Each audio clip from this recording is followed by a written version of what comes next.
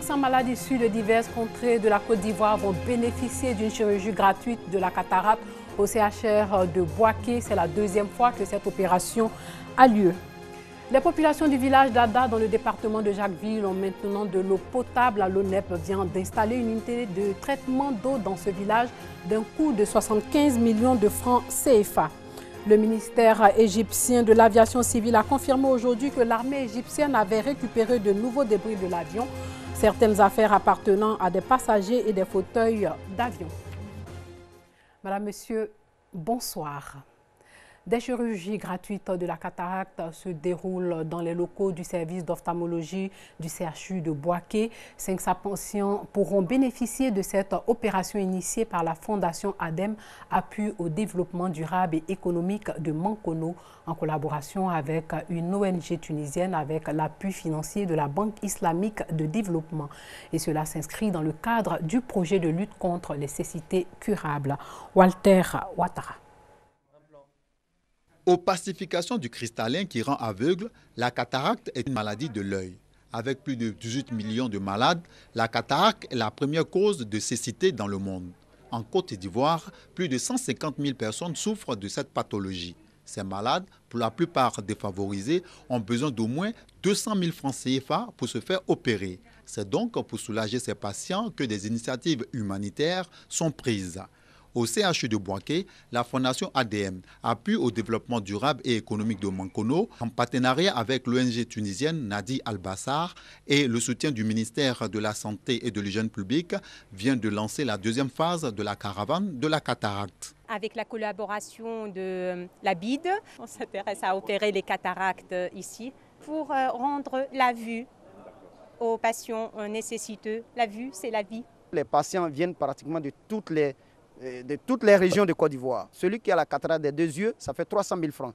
Évidemment, les 300 000 francs ne sont pas à la portée de tous. Et vous-même, vous avez remarqué que cet engouement vient du fait que ces personnes qui n'ont pas les moyens, mais qui souhaitent qu'on leur prenne cette pathologie. 7 jours durant, plus de 500 malades vont profiter de cette opération gratuite de la cataracte.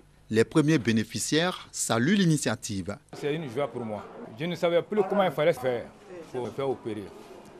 L'année surpassée même, j'ai failli vendre une de mes cours. Créée en 2004, la Fondation ADM a permis à plus de 1000 malades de la cataracte pris en charge de recouvrer la vue. L'OMS a confirmé aujourd'hui pour la première fois la présence du virus Zika au Cap-Vert. Ce type est responsable des épidémies liées à la hausse des cas de microcéphalie, malformation congénitale dans plusieurs pays latino-américains.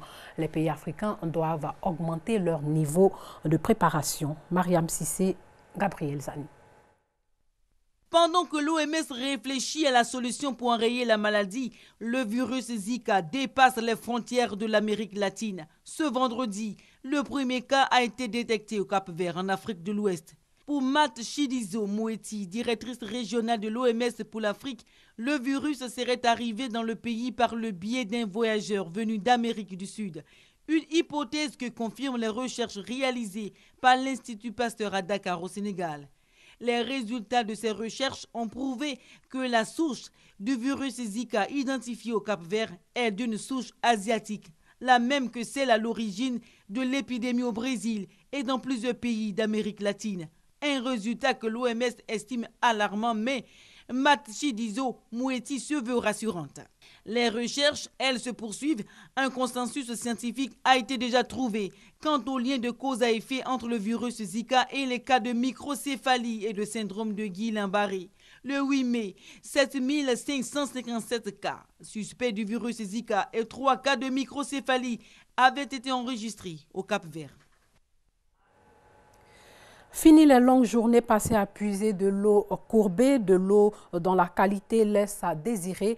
L'ONEP a installé une unité de traitement d'eau dans le village d'Ada, dans le département de Jacquesville. Ces populations pourront enfin boire de l'eau potable. Cette unité de traitement d'eau a coûté 75 millions de francs CFA. Le reportage de Douadé Lazer. L'eau, une denrée rare à Ada, un village situé à 25 km de Jacquesville. Les puits sont les seuls recours des populations pour s'offrir de l'eau potable. Mais la qualité laisse souvent à désirer. Pendant la saison sèche, il n'y a pas l'eau dans le puits. C'est quand il pleut là, les puits sont un peu remplis. Souvent ça nous donne maux de ventre. Quand il pleut, l'eau devient rouge. Nous qui sommes en bord de route, là, on se déplace pour aller vers ceux qui sont à côté où le puits, où l'eau est propre. Le souhait, c'est que l'eau soit bien traitée pour que ici à Da, en buvant cette eau, nous soyons tous en bonne santé. Pour soulager les populations, l'ONEP, Office national de l'eau potable, a fait installer dans ce village une unité de traitement d'eau potable. Un projet réalisé à plus de 75 millions de francs CFA en vue de fournir de l'eau pure, sans fer ni nitrate. Les activités humaines, pétrolières ou minières, les sources d'eau sont polluées. Évidemment, quand c'est pollué, on ne peut pas laisser les ouvrages. Donc, nous avons trouvé un système et tous les villages maintenant dorénavant qui auront les problèmes d'eau, de fer, de manganèse ou de nitrate, nous pourrons pouvoir proposer ces solutions. ADA a déjà eu son système qui est venu de Suisse, installé, qui est fonctionnel. Cette machine donc permet de traiter cette quantité de fer dans l'eau et donc réduire pour qu'on ait une eau qui respecte les normes de l'OMS. Nous avions essayé à notre façon aussi d'apporter notre pierre à l'édifice, c'est-à-dire en créant des emplois pour la jeunesse autour de cette machine. Ada et Adjakouté, deux villages du département de Jacquesville, sont concernés par ce projet pilote de forage pour un investissement de plus de 150 millions de francs CFA. Parlons éducation. Une centaine de jeunes filles des lycées et collèges participent à la 14e édition du concours Miss Mathématiques. La compétition se déroule à Yamoussoukro. Les 6 meilleures lauréates de chaque niveau seront retenues au terme de cette épreuve. Maria Kobi, Kader Sogodo. Concours Miss Mathématiques doté du prix de la première dame de Côte d'Ivoire. La 14e édition de ce concours réservé aux jeunes filles des classes de 3e et de terminale C s'est déroulée à Abidjan et à Yamoussoukro. L'étape de la capitale politique de la Côte d'Ivoire a eu lieu au lycée Mami Adjoa, où étaient présentes autorités éducatives, administratives et politiques de la ville. C'est une centaine d'élèves issus des régions du centre et du nord du pays qui ont pris part à cette compétition. Cette initiative de la Société mathématique de Côte d'Ivoire a pour objectif d'encourager les jeunes filles à s'intéresser à cette discipline scientifique. Le concours a été créé pour pouvoir stimuler les filles à embrasser les carrières scientifiques et pourquoi pas à essayer de redorer le blason des filles pour que éventuellement qu'il y ait la parité. Et depuis que le concours a été mis en place, effectivement, ça a créé cette stimulation d'un petit nombre qu'on avait au début, environ 193 qu'on avait pour toute la Côte d'Ivoire. Aujourd'hui, nous trouvons autour de 500 candidats pour toute la Côte d'Ivoire. Au lycée Mami Adjoa de Yamoussoukro, ce sont des candidates déterminées à sauver l'honneur des établissements qu'elles représentent. Le concours Miss Mathématiques est génial. Et j'aimerais dire à tous les élèves d'avoir peur de la matière mathématique, car c'est la recherche des événements. Même s'ils aiment le français, qu'ils puissent faire aussi le maths. C'est un concours important qui montre un peu la valeur des filles et pour voir véritablement où j'ai des lacunes et où je peux m'améliorer. Débuté en 2000, année mondiale des mathématiques, le concours Miss Mathématiques vise à donner à la femme la place qui lui revient dans le domaine scientifique. Les communautés vivant dans la région du Gor, dans le centre-ouest du pays, cultivent la cohésion sociale. Ces communautés le font régulièrement pour préserver la paix. Cette année, ce sont les Baoulés de cette région qui ont accueilli Bété, Gouro, Gagou. Mamadou Kouassi nous décrit cet exemple de cohabitation. Dans Dakro, c'est ce village baoulé de la région du Gor qui a accueilli la rencontre annuelle des chefs de communauté de cette région de la Côte d'Ivoire. Une rencontre qui réunit les chefs Bété, Baoulé, Gouro, Gban et Gagou des départements de Gagnoa et Doumé. Au centre de ce rendez-vous communautaire, le renforcement de la cohésion sociale. Ces différentes communautés répondent ainsi à l'appel des autorités politiques, administratives et coutumières de la région du Gor qui prônent l'union et le vivre ensemble, le développement de leur localité. Les différents porte-paroles ont réaffirmé leur engagement à vivre ensemble malgré leur diversité culturelle, pour la paix en Côte d'Ivoire, mais aussi pour contribuer à son développement. Dans un engagement salué par le président du conseil régional du Gor, Bagnon Guégué a demandé le renforcement de la cohésion sociale qui règne entre ces communautés. Il a souhaité également que la région du Gor serve d'exemple en matière de brassage culturel. Le ministre Louis Dakouri Tablé, parrain de la cérémonie, a salué les initiatives des chefs de communauté. Il a exhorté ces chefs à prôner la paix et le pardon pour une vie harmonieuse dans la région du Gor. Parlant du couvert forestier, le ministre des Eaux et Forêts a par la même occasion sensibilisé la population sur la déforestation Lui, André Dakouri Tablé, a invité les populations à la préservation du couvert forestier à travers la maîtrise des cultures agricoles. Première édition du Nzi Festival à Dimbokro, un espace de promotion et de valorisation de la culture du peuple Agba. Le thème retenu cette année, la contribution de l'art et de la culture du peuple Baoulé Agba à l'émergence 2020. Je vous conduis au cœur de cet événement avec Eugène Atoubé. C'est sur des accents de fête que la ville de Dimbokro a ouvert la première édition du Nzi Festival. Pendant 4 jours, les populations ont été invitées à découvrir l'art et la culture du peuple Agba, une composante du groupe ethnique Baoulé.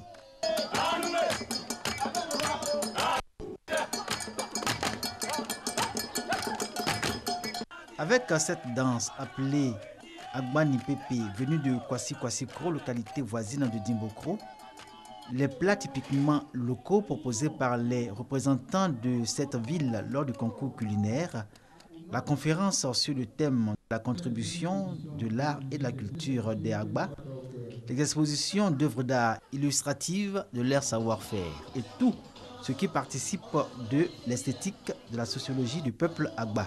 Filles, fils, cadres et élus de la région du Nzi formant l'ère culturelle Agba peuvent s'enorgueillir de leur riche patrimoine culturel.